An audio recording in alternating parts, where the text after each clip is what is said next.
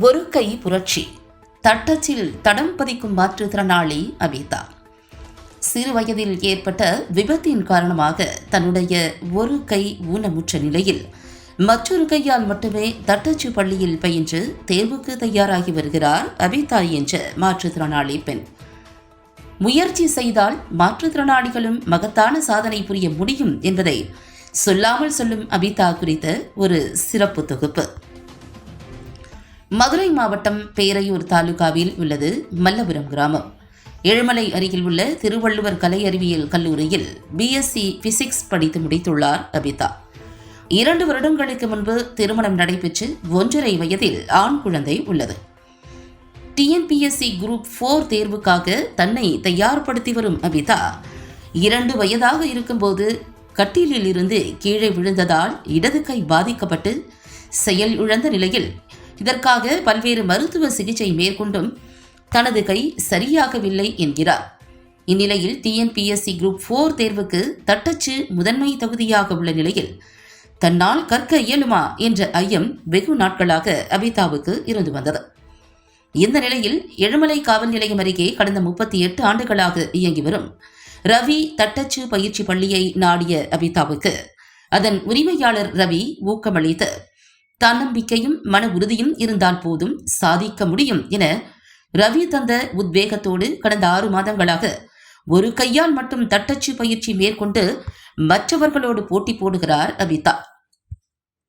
வழக்கமாக தட்டச்சு லோயர் கிரேடில் 10 நிமிடத்தில் அடிக்க வேண்டிய வேகத்தை 8 இலிருந்து 9 நிமிடங்களுக்குள் மிக குறைந்த பிழைகளோடு நான் முடித்து விடுவேன். ஒவ்வொரு நாளும் பயிற்சி பள்ளியில் நடைபெறும் வேக தேர்வில் 100க்கு 80 மதிப்பெண்கள் பெற்று வருகிறேன் என்கிறார் அபிதா. இந்த முறை டிஎன்பிஎஸ்சி குரூப் 4 தேர்வில் வெற்றி பெற வேண்டும் என்ற வைராகியத்தோடு தனது அம்மாவின் வீட்டிலிருந்து எழுமலை தட்டச்சு பள்ளிக்கு வருகை தந்து கற்று வருகிறார். இதுகுறித்து பள்ளியின் உரிமையாளர் ரவி கூறுகையில், பல மாற்றுத்திறனாளிகளுக்கு அபிதா முன் உதாரணமாக திகழ்கிறார். அவரது ஆர்வம் மற்றும் குடும்ப சூழலை கருத்தில் கொண்டு அபிதா இலவசமாக இங்கு கற்றுக்கொள்ள அனுமதி அளித்துள்ளேன். தமிழ் ஆங்கிலத்தில் ஹையர் கிரேட் முடிக்கும் வரை அவருக்கு இங்கு பயிற்சிகள் இலவசமாக வழங்கப்படும்.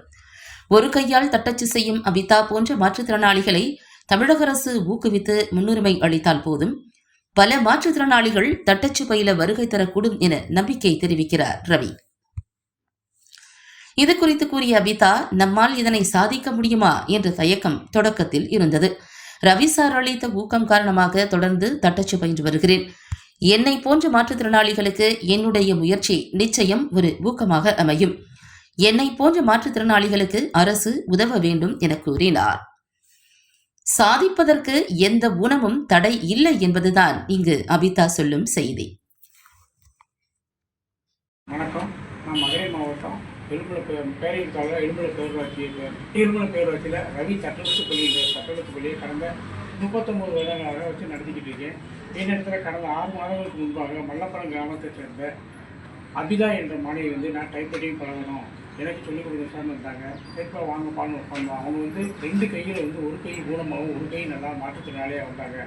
வலது கை நல்லா இருக்குது, இடது கையை அடிக்க முடியாதுப்பா அப்படின்னு கேட்டேன். இல்லை சார், என்னால் அடிக்க முடியும், நீங்கள் எனக்கு நீங்கள் சொல்லிக் கொடுக்க கோஆப்ரேட் கொடுங்க, நான் உங்களுக்கு நல்ல முறையில் டைப்ரைட்டிங் பழகி தரேன் அப்படின்னு டைப்ரைட்டிங் நீங்கள் சொல்லிக் கொடுங்க, நான் நல்ல முறையில் பழகிக்கிறேன்னு சொன்னாங்க. சரி வாங்கப்பான்னு உட்காந்து 6 மாதமாக டைப்ரைட்டிங் நல்ல முறையில் பழகியிருக்காங்க. ஒத்த கையில் வச்சு மற்ற மாணவிகள் 2 கையில் வச்சு 10 வரல வச்சு டைப்ரைட்டிங் கற்றுக்கணும். ஒத்த மாணவி ஒரு கையில் வச்சு 4 வரல டைப்ரைட்டிங் பழகி நல்ல முறையில் டைப்ரைட்டிங் 10 நிமிஷத்தில் அடிச்சிட்டாங்க. அதாவது மற்றபடியே 10 நிமிஷத்தில் அடித்தாங்கன்னா இவங்க 8 நிமிஷம் 8:50க்குள்ளே முடிச்சிடுறாங்க.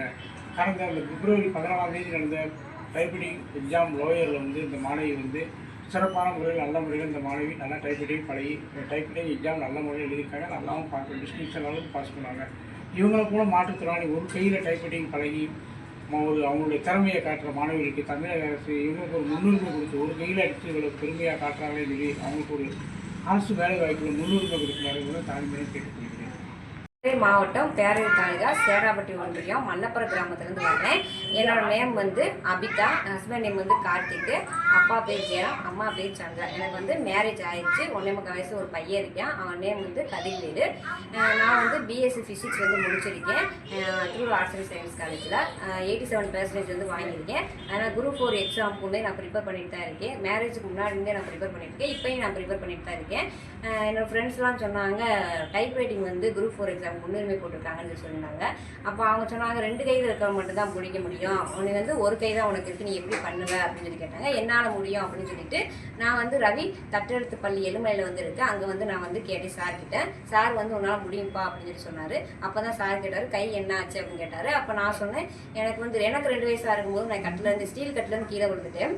அப்போ வந்து மாவு கட்டு அந்த மாதிரி தான் பண்ணுவாங்க. அப்படி பண்ணி தான் என் கை இப்படி ஆயிடுச்சு. அதுக்கப்புறம் கவர்மெண்ட் கேம்ப் மூலமாக வந்து ஆப்ரேஷன் பண்ணாங்க. அதில் வந்து எனக்கு வந்து இந்த 2 விரலும் வந்து நீட்ட ஆரம்பிச்சிச்சு. அதுக்கப்புறம் ஒரு ஆப்ரேஷன் பண்ணுன்னு சொன்னாங்க. ஆனால் அப்போ வந்து எங்களுக்கு வந்து வசதி இல்லை, அதனால நாங்கள் வந்து பண்ண கிடையாது. ஸோ நமக்கு இது ஒரு தடையாக இருக்கக்கூடாது, நம்மளும் வந்து ஏதாவது ஒரு சாதிக்கணும் அப்படின்றதுக்காக நான் வந்து நம்மளாலே முடியும் அப்படின்றதுக்காக நான் ரவி தட்டெழுத்து பள்ளிக்கு வந்து வந்தேன். சார் எனக்கு என்கரேஜ் பண்ணார். அதே மாதிரி என் குடும்ப சூழ்நிலையும் நான் புரிஞ்சுக்கிட்டு எனக்கு வந்து ஃப்ரீயாகவே சொல்லி கொடுத்துருக்காரு. இப்போ வந்து February 14 வந்து எக்ஸாம் கனெக்ட் பண்ணாங்க. அதில் நான் டைப் பண்ணியிருக்கேன், நல்லா தான் பண்ணியிருக்கேன். அதுலேயும் டிஸ்டிங்ஷன் வாங்கிடுவேன் அப்படின்ற நம்பிக்கை வந்து எனக்கு இருக்குது. அதுக்கப்புறமும் நீ லோயர் ஹையர் எது போட்டாலுமே என்கிட்ட ஃப்ரீயாக பண்ணிக்கப்பா அப்படின்னு சொல்லி சாருமே எனக்கு வந்து என்கரேஜ் பண்ணியிருக்காரு. இதை வந்து பார்த்துட்டு எனக்கு இந்த முதலமைச்சர் அவர் வந்து எனக்கு ஒரு வேலை வாய்ப்பு தர மாதிரி நான் கேட்டுக்கிறேன். அதே மாதிரி என்ன மாதிரி வந்து மாற்றுத்திறனாளிகள்லாம் வந்து நம்மளால முடியாதுன்றது எதுவுமே கிடையாது அப்படின்றத வந்து என்ன வந்து முன்னுதாரணமாக வச்சுக்கிட்டு அவங்களும் வெளியில் வரணும்னு நான் நினைக்கிறேன்.